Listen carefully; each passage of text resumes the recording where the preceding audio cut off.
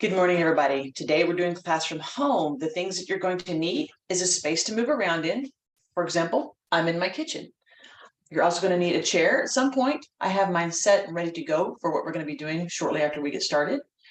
You're going to need a very flat pillow like this, about this big, that you can put in your chair if you don't already have a cushioned chair, or if you have a wobble disc. Either one of these will be fine. You can use this, you can use this. I'm going to leave mine here.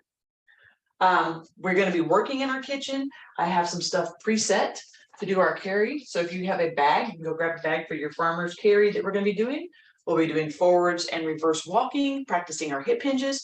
So this will just be a fun little time for us to do this together. You'll have me here coaching you, and we'll just go from there. So what I'm going to do now is I'm going to go ahead and get my chair set and do my wobbling.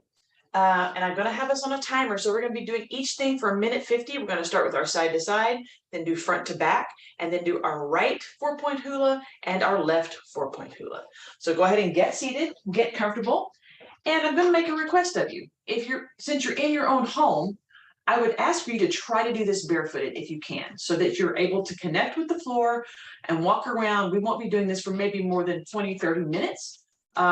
Maybe even less time than that, but try to do it barefooted today, since we're not at the rec where you don't know what's on the carpet. Okay, so let's go ahead and try that. I'm going to get my timer up and running. Tell it to go. All right, we have a 5-second countdown. And then we're just going to remember, we're going to start off with our side to side. Here we go. And you want to just focus at first on that gentle movement. Focus on the body moving, especially at the hips, not your head. Your head doesn't want to go side to side. Try to go as far as you can. If you need to slow it down and really get in there and get that stretch, that's what this is all about. Loosening up your spine, getting that lower lumbar to kind of just wake up, getting the joint fluid moving, the synovial fluid moving inside your vertebral joints.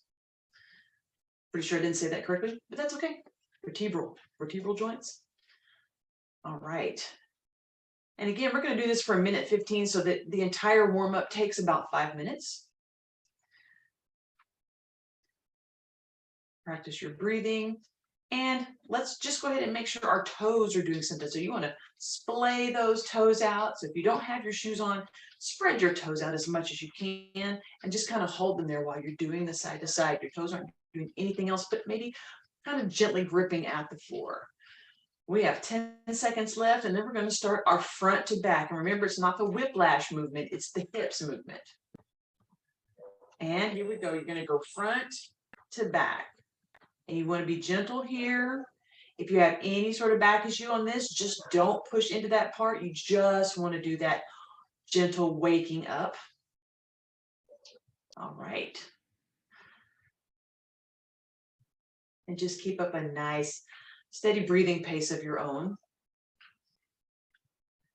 Don't try to copy the instructor's breathing, because we're often talking, which means our breathing pattern is whenever we can breathe. Again, you want to kind of keep your head still and just let your hips do the movement for you. Go ahead and just lift up our toes and have them kind of do this for right now while you're doing this. And if your hands need to do the same thing in order to kind of keep your toes motivated, that's fine. And then just go spread them out again and let them rest. You might be thinking, are these things correlated? Yes. Yes, they are.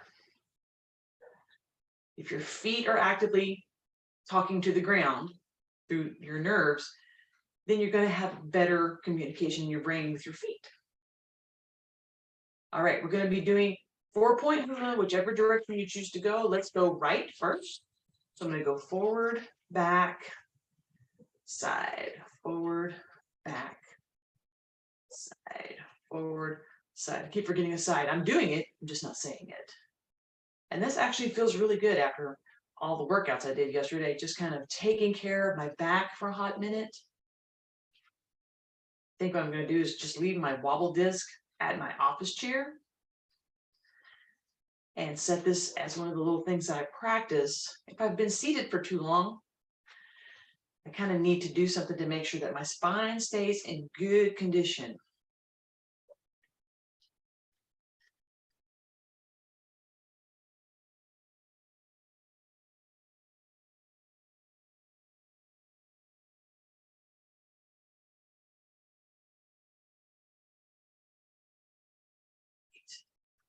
Those 4 points, stretching, flexing, using your core, your abs, your back gets a little stretch.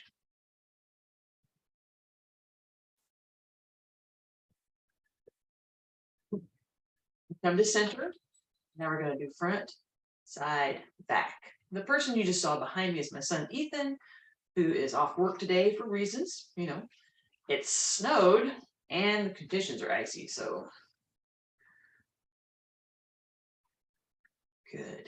Just enjoy that stretch. And because everybody is home, you might see extra people working or moving around in my house. Just what it is.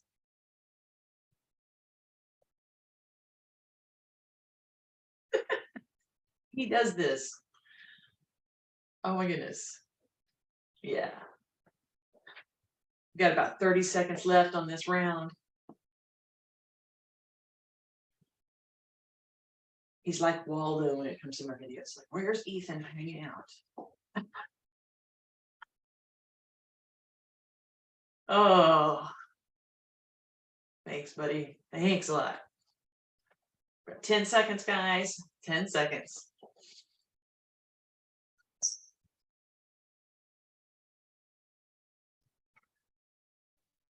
All right. The timer is officially done. So we're going to go ahead and stand up and get this out of the way. So I'm just going to set it over here to the side. I'm going to move my chair for right now because it's in my walkway. I don't know how yours is set up, so just move the chair so it's where you can get to it when we need it. Because what we're going to do next is, because we're in the kitchen and you have the ability to touch, make sure you know what your spacing is behind you. We're going to practice our backward walk. So let's just gently, carefully walk backwards. If you need your fingers here, they're always there where they can touch. And then I want you to stride forward because you know where you're going. And then, of course, walk backwards. I'm using the, to me, it's my left side of the kitchen because I've got the shorter spot. I've got that, my air conditioner's right there. So it makes that side of the kitchen a little more, it's not even. So I'm using the left side as my drag side.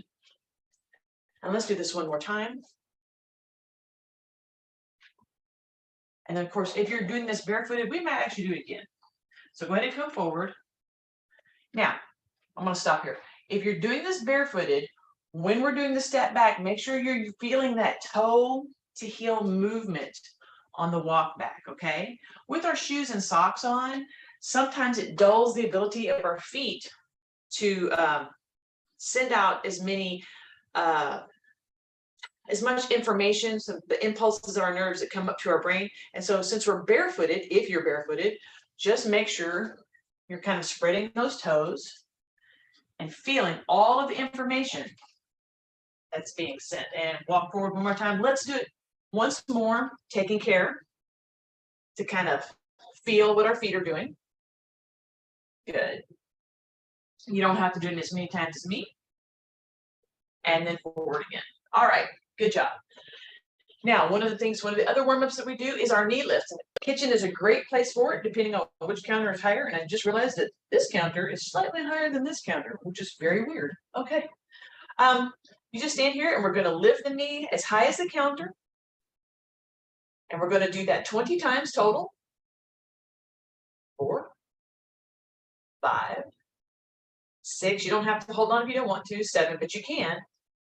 8, 9, 10, 10, 9, 8, 7, 6, 5, 4, 3, 2, 1. Go ahead and plant your feet on the ground. And again, just do that little bit of a hip hula here. Standing is a good way, and doing the hip hula is a good way to release some of the tension you might build up in your hip flexors. And of course, you want to do it both ways so you're getting that control mastery. All right. If you have your chair handy, mine is just right here. I'm going to turn it this way. I still have my counter to hold on to, my chair seat's there, and we're going to do our toe touch to the chair seat. So try to get your knee up square and go ahead and just hold it here for a second and then put it down. 2, and I just want you to hold it in the square position and down. 3. Now, spread out your toes and down. Keep your toes spread out. 4 and down. So you're taking your time. 5 and down. A lot of times your hands react to what your toes are doing. That's 6 and down. 7 and down. 8 and down. 9 and down. 10, and this is as many as we're doing, and down. Again, let's do our little hip hula, focusing on the side, back, side, and just take it into that roll. You'll feel that nice pull through there that will release some of that tension you built up in your hips. And we're going to go the other way, because the roll both ways is what you want to get. One more time around. All right. Okay, so let's do a little bit of practical. If you can, grab a bag that you would use at a grocery store, any bag with handles. I've got a couple of different things that I've gotten out of my cupboards. Giant box of Cheez-It, I don't know why. And I'm going to just pack these things into my bag. So all these things weigh just a little bit differently. You can pick the things you want. If you want to put boxes of pasta, maybe a little jar of something, some tortillas, whatever you want to put in there. Let's go ahead and pack this in. And then I had this 4-pack soup. I'm going to put it in the bottom. This 2-pack can of chicken. That's right, I got the weird things. A little thing of syrup.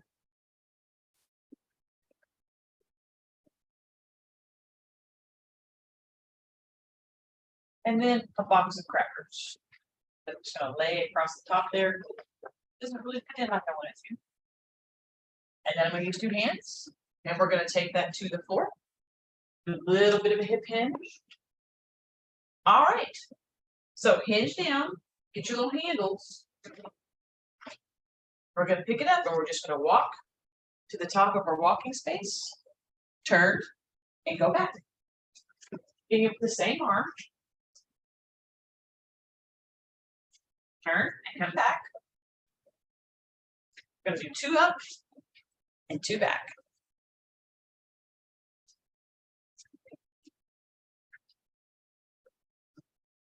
Make your turn.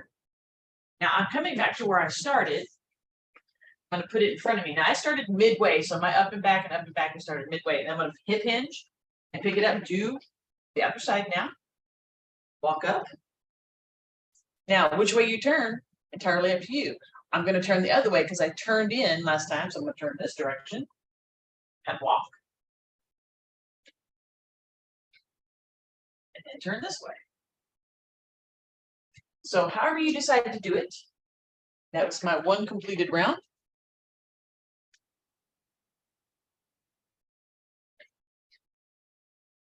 And come midway. All right. I'll set this down for a moment. Now, if you're in your kitchen, this is a great place for us to practice all of those practical things that we've been working on. The walking that we've done, the farmer's carry, because you bring stuff into your kitchen. We have cabinets, people. Cabinets, woo! So what I would like for you to do is, if you're in your kitchen, bring it over here, set it right there where you can have it. Now I'm talking to you. Open your cabinet doors. Turn and face your cabinet. Take your feet hip width apart. We're going to take the hips back and our belly button towards the top of our thighs. And you can leave a hand resting right here if you like.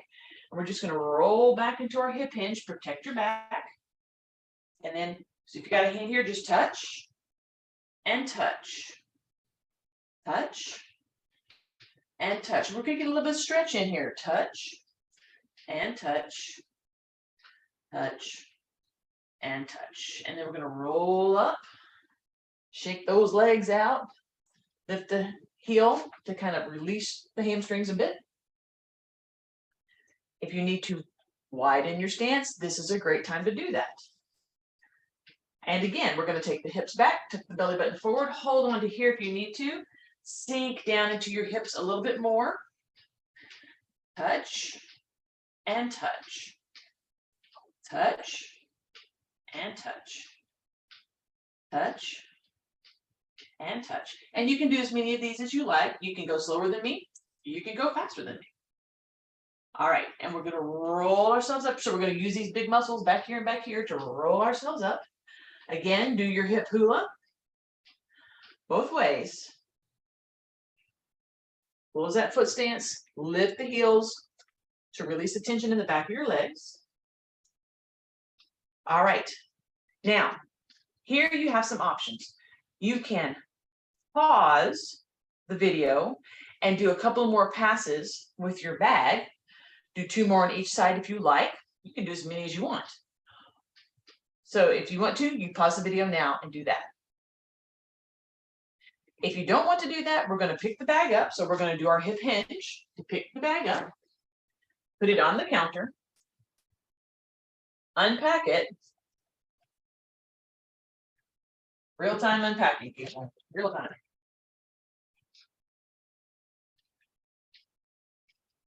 And it's also helpful if you're loading into the correct package. Now, 3 of these things came out of there, and that's what I'm going to do is I'm going to step back just enough. I've got my 3 things here on the edge, step back enough so that I can get to where I'm going with these. And I'm going to hip hinge and put it down and come back up. I'm going to hip hinge and put it down and come back up. I'm going to hip hinge, put it down and come back up. So this is why we practice the hip hinging, because this is a very practical move for it. I don't know how many things that you may have gotten out for your back. A couple of mine are actually up high. And so we're going to practice the other direction of balancing. So this is the flat core balance. We're going to practice the raised balance. So I'm going to take these 2 boxes and put them over here. And they go in this cabinet right here, which is not terribly tall. However, this is an opportunity to use my wider stance and to roll up on my toes. So I have the cabinet open so that if I need to, I can put my hand here to balance. This box goes on the very highest shelf in this cabinet, and it is a good 8 inches back off of the cabinet door. So I'm going to step a little closer, and I'm going to go ahead and rest my hand here as a demonstration. I'm going to roll up on my toes, lean in and put that in there, and come back down. And then I'm not going to pull it back out again, but I'm going to do that again. Roll up and reach, and I've got my hand braced on here if I need that extra assistance, or you can just roll up and reach without the hands. But make sure whatever you're doing, so if you are bracing, you take turns reaching with both hands. Okay, and that's me reaching for the highest part of the shelf. Now, this box goes on the smaller part of the shelf, which doesn't necessarily require me to lift up on my toes, but this is where the even balance comes in. I'm going to take this, and I'm just going to lift up on my toes because I can, and it's good practice for me just to kind of work on that lifted balance. I'm going to put my box in and come back down. And I'm just going to reach my hands and come back down. Again, if you need to brace, put a finger here, reach in, come back down. Reach in, come back down. Reach in, come back down. All right. And you can always pause this at this point and do a few more of those. And if you choose not to do that, let's do 1 or 2 more drills. So I've got 2 doors here. Same thing. I'm just going to have both my hands on the doors. I don't have knobs, so I have to get my fingers in there. So I'm going to actually pre-undo the magnets because they're annoying. I'm going to widen my stance a little bit so I have a wider sense of balance, but I am going to come up on my toes. And I'm going to use my fingers. I'm going to open and come up and close and come up. Open and come up, close and come up. Open and close. So I'm essentially using the cabinet doors as part of my balance. Even though they're moving, I can hold on to them as I draw myself up and then go back down. And especially if you're barefooted right now, you're really going to feel that articulation in there. We're not doing one-legged balance or anything like that. We're just doing that up and down. So arms and legs are doing something at the same time. Up and down. One more time. Up and down. And if you want to practice this a few more times, now's the time that you would pause, excuse me, and continue to do that. And if you choose not to, we're going to go ahead and close those and come back to the front. All right. Let's put our feet together and stand right in the middle.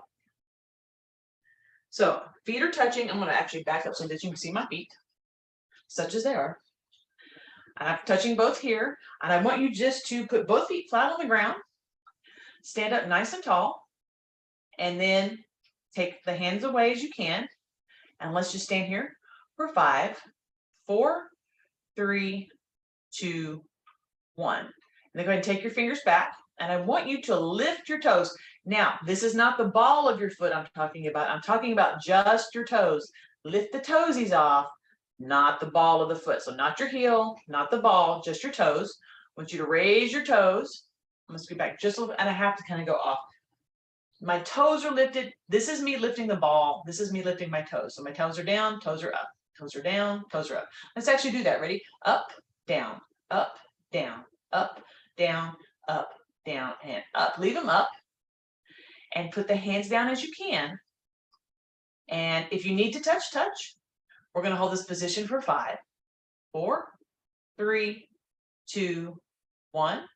And if you felt a little wibbly wobbly in there, that's okay. It's your peripheral muscles are working to kind of keep you balanced, and that's their job. Now, toes down. Go ahead and touch. We're going to lift up with our feet together as high as you can go. And then if you can, go to 1 and hold that for 3, 2, 1, and come down. Spread those toes out. Let's come up again. Go. Hold it. And if you can, let go. And if you can't, keep holding. And let's do another 3, 2, 1. So each one of these is set up that you can take the step that allows you to go as far as you can go and then back off when you need to. I think we're going to be done with that. I do want to thank you for joining me today. I appreciate your time, and hopefully I will see you next Tuesday.